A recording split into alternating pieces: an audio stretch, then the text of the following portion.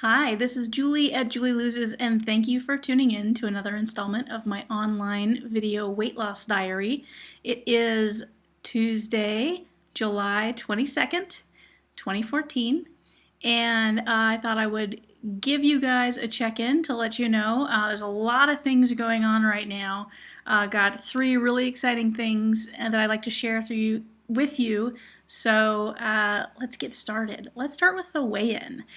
This morning, in fact, I weighed in and I was down 1.6 pounds from last week. So last week I weighed in at 187.6 pounds, and this week I weighed in at 186 pounds flat. So that is pretty good. I still have eyes on getting down to 172 pounds by September 16th, which is the goal I set last week here on the video. And I'm still moving towards that. I think I need to have my weight loss be about 1¾ pounds each week to hit that. So I'm borderline confident, hoping to hit it. Not going to be incredibly bummed if I miss it by a little bit, but I think I'm on track. And I figured out that September 16th is almost to the day a year since I started on the 2020 Lifestyles weight loss program. So that would be a nice little anniversary present. Let's see what else is going on. The big news? Do you want to hear the big news? Okay, the big news. Last week I had mentioned that I had been interviewing for a job, and this last Thursday I was extended an offer and accepted it on Friday. So I start a new job tomorrow, which is kind of nerve-wracking, but I'm really excited about the opportunity. It was basically, I relocated up from Los Angeles to Seattle about 7 years ago, and this place is where I wanted to work. I just didn't know how to get a job there. And so now getting this job feels like I've kind of come full circle. I've come back to what I want to be doing. So that's all very exciting. There are a few challenges for me. Obviously, I've been out of work for over a year, so going right back into a full-time working position obviously is going to have a few challenges, mentally, physically, emotionally, spiritually. Anyway, yeah, there's some things that I needed to do to get back up to speed with working. The most obvious thing is that the last time I was working, I weighed well over 270 pounds. All of my professional attire no longer fits me. I mean, it's just nothing stays up. All my, turtlenecks or sweaters, I swim in them. So I had to go, and I've only bought a couple of outfits since I've been losing weight. Things like this shirt, for example, just smaller shirts. And I have my interview attire, which is a nice business suit, but I don't want to spend a whole lot of money getting a whole bunch of new things for my wardrobe if I'm still losing weight. So the place is pretty casual. I'd call it business casual. So I want to look nice. I want to look, not unkempt. But so I've been kind of being a worrywart about my clothes, and I went out over the weekend to the mall to try to find a couple of outfits, and I ended up getting one outfit that I'll at least wear on day one to not look like what I anticipate. I think, I've always felt like I never dressed well enough for any of my jobs. I've always felt like I was kind of sloppy and certainly wasn't able to wear the kinds of clothes that I wanted to wear. But now in this position, I go out shopping and it's like, oh, I just don't know what to get. I need like a personal shopper or something. I need to send someone ideas of what I like and then have them pick stuff out for me, because I get into a mall and I just it's not good.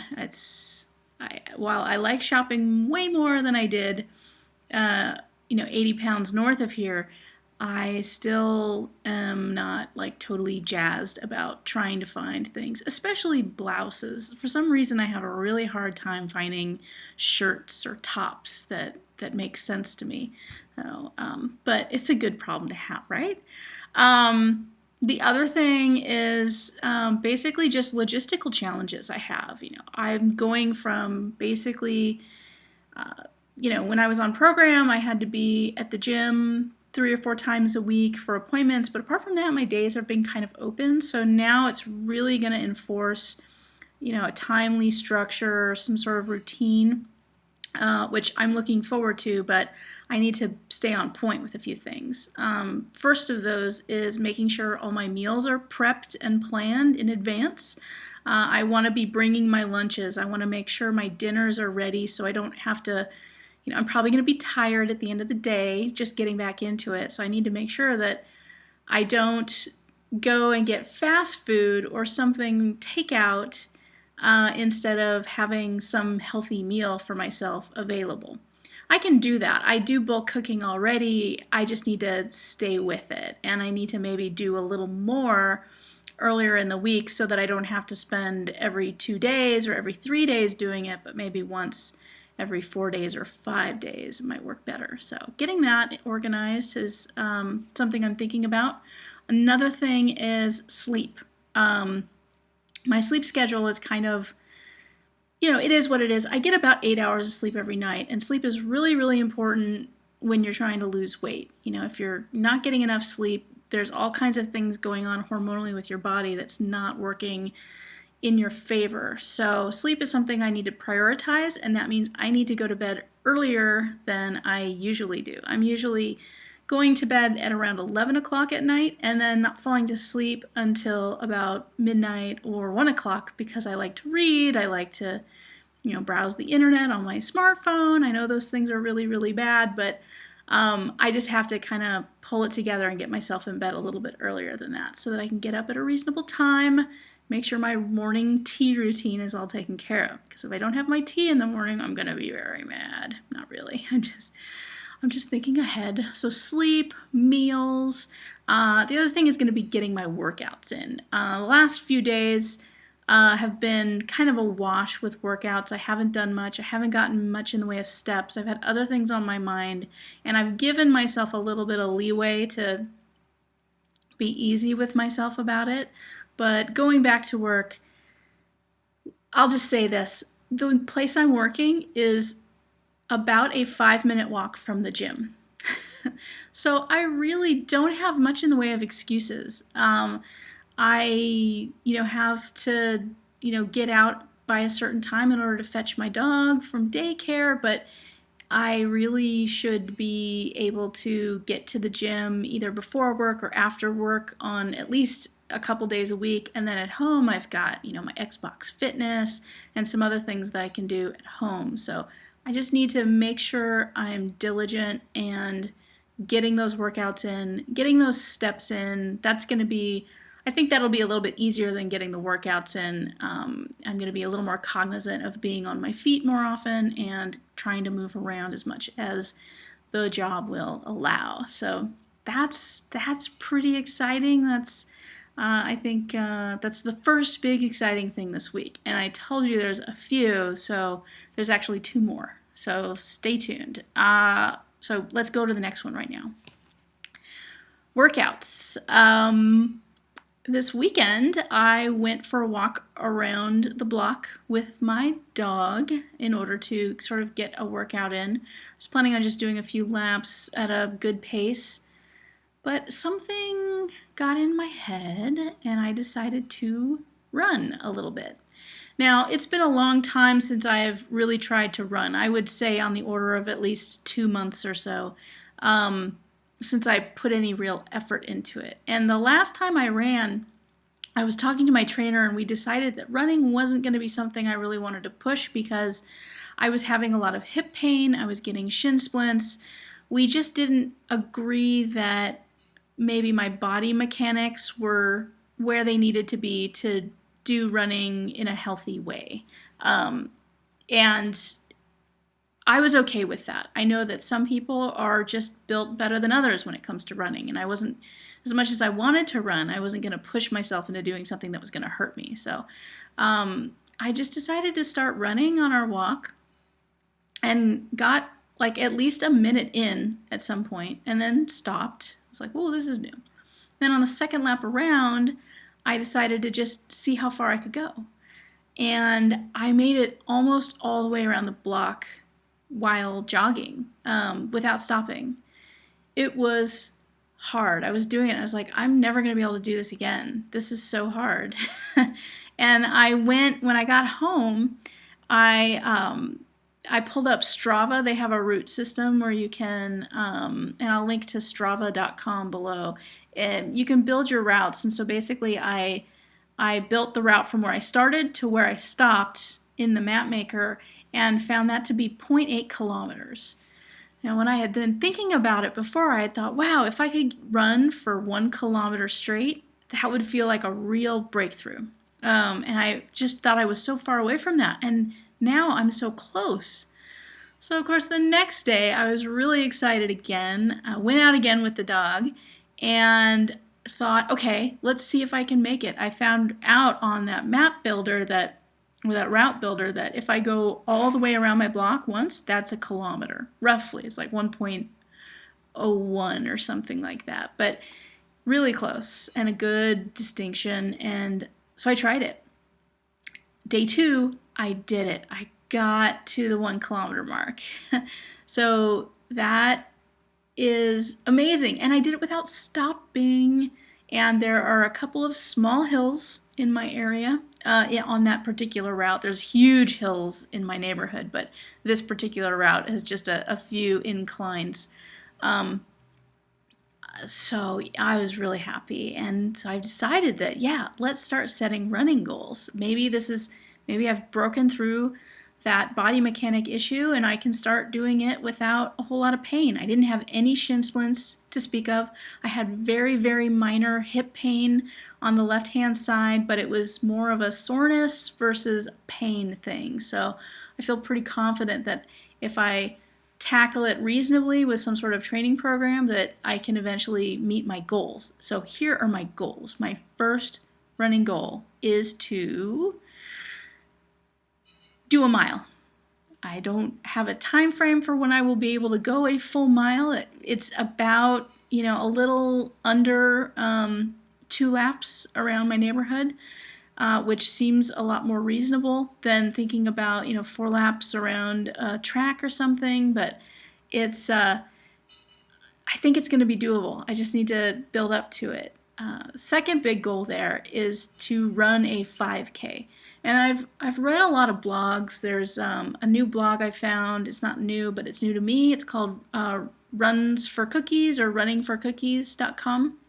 And this is a girl who started out about my size where I started and dropped a bunch of weight, then started running and has, she's now training for a marathon, I think. So she's really pushed through and she has a lot of just really inspiring stories about how she trained and how she's broken through barriers with her training and getting to different distances and times.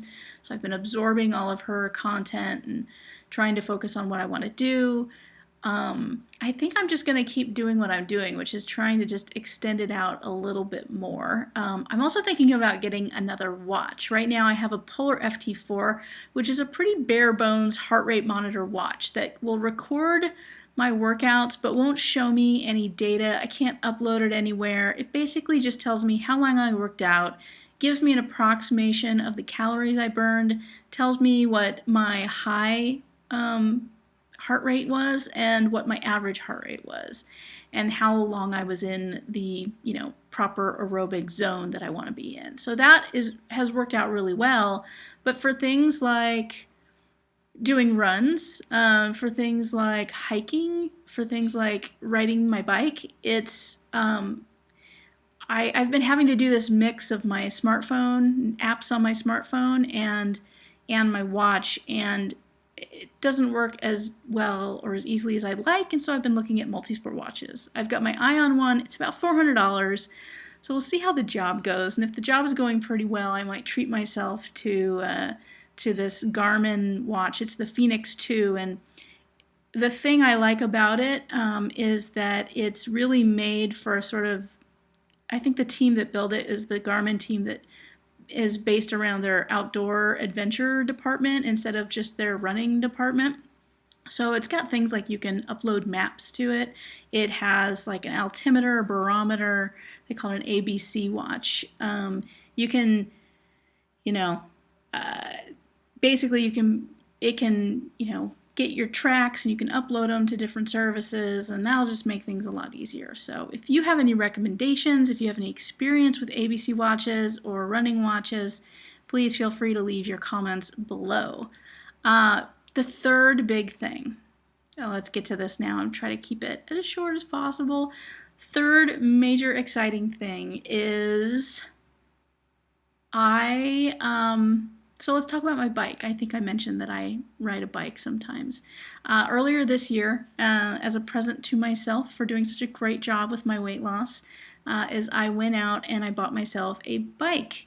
And I have wanted to have a bike for years and years and years, but I just, this was just the right time for it. And I got it in January, and I was really nervous about getting back on it. And I wanted to make sure I had the proper technique and knew how to kind of function on one properly. So I invested in a private course through a local bicycling safety and advocacy club in Seattle called the Cascade Bicycle Club. And my lesson lasted for an hour or two, and we went through a lot of the basics of, how to get on the bike, how to brake properly, what to think about for cadence, and how to interact a little bit with traffic and things like that. So I got a lot out of that, and have ridden my bike, not as much as I would have liked so far this season, but I'm sure I will do it more as the months go on. Anyway, earlier in June, I was contacted by some people at the club because I had written a blog post about my experience doing the private course earlier in the year, and the instructor had forwarded that to them, and they wanted me to write an article, much like my blog post, for their monthly periodical that they produce called the Cascade Courier. I was excited to, and they said, you've got like 3 days to do it. So I rushed and put something together and got a picture of me on the bike and sent it over to them, and didn't hear anything else. But then I found out a few days ago that it has been published. It's on page 4 of their July edition, and it is online. I will put a link to it in the description below, so I encourage you to click on that link and go have a read of the article. It's like 500 words or something, so it's not too long, but it's my first published, article pertaining to fitness stuff and things that this channel is sort of involved with. So this is an exciting thing for me. They're sending me a few hard copies, and I will prize them as a possession. So yeah, that's it. So I had 3 exciting things. I got a job, started running, and was published. Big things happening for me this time, and I'm just going to go with it. It feels a little overwhelming with the job thing, I have to be honest, but I'm, like I was last week, I'm still pretty confident that I can handle things and come out ahead of the game, both professionally and in regards to my health. So that's it for this week. Thank you for watching. If you've liked this video, please give it a thumbs up below. Feel free to leave a comment. If you have anybody you might want to share this with on Facebook or on Twitter, please do that.